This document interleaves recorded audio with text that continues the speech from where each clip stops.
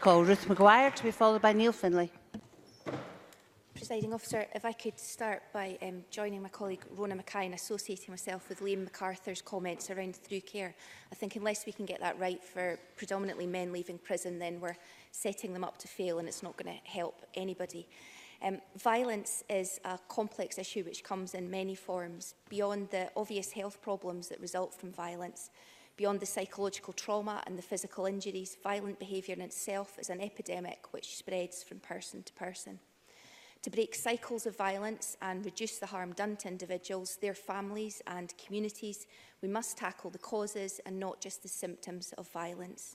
I welcome the Scottish Government's commitment to this approach, and in particular the work of the Scottish Violence Reduction Unit, which has been recognised internationally as being at the forefront of Scotland's approach to preventing violence. The unit team is a mixture of researchers, police officers, civilian staff and former offenders. Their remit is to tackle violence in all its forms, from gang fighting to domestic abuse and bullying in schools and the workplace. They've had many successes, which is reflected in the announcement on Wednesday that London will echo Scotland's approach to violence and treat it as a public health issue. This public health approach, as advocated by the World Health Organisation and adopted by the Scottish Government, is effective. Prevention activities such as early education and early intervention, alongside appropriate law enforcement, is essential.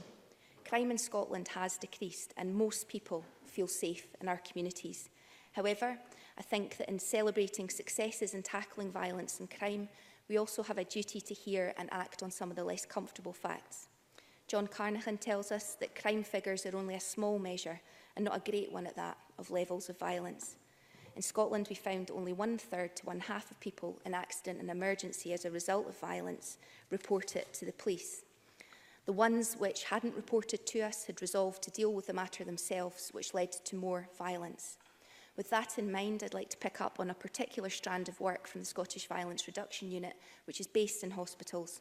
I was really pleased, absolutely delighted to learn in the programme for government that the Navigator project was being extended and that navigators will shortly be starting work in Crosshouse Hospital, which serves my constituency.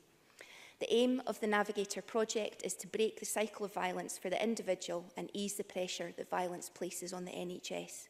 To stop the revolving door of violent injury in our hospitals by identifying and supporting people within emergency departments or wards at the point and time of need. They do this by talking to patients who've been affected by violence and then using a wide range of contacts, services and resources outside the emergency room to offer help and support to those patients to change their lives. Commenting on the work, Donna Maguire, a senior emergency department consultant, says, "This is possibly the most valuable non-medical change in the management of A&E in the whole course of my career.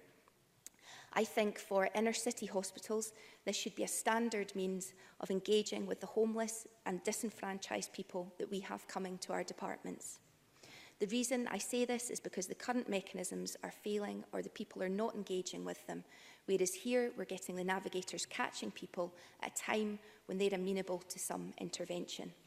I was also struck by the comments of those currently working as navigators when asked the best and worst part of their job. Sam Fingland said the best bit was probably seeing the changes that people make themselves. She says she's just there to ignite a little spark, that it's rewarding work. The job does exactly what it says it will do and just helps people to navigate and make changes. Tam is also a navigator. He says the best bit is the outcomes, and he thinks that most navigators would say the same. It's what gives you the energy to come back weekend after weekend, seeing that little bit of positivity in a person's life that wasn't there before. We're not superheroes, we're just helping people to save themselves by giving them hope, energy and self-belief. He says the most difficult part is that you sometimes end up wanting to change more than they do at that particular point in time. Maybe they haven't fallen hard enough yet, or they're just not ready for it. He says it's difficult, but we have to remain positive, and at some point when they're ready, they'll get back to us.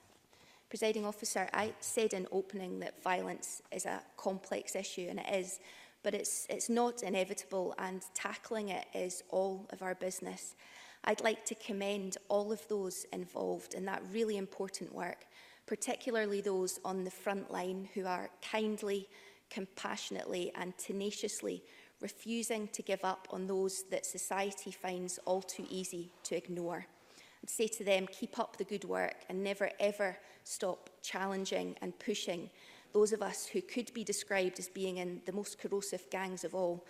Because Scotland has made great progress, but as long as anyone suffers something that's not inevitable, as long as even one person is suffering from violence, we still have a power of work to do.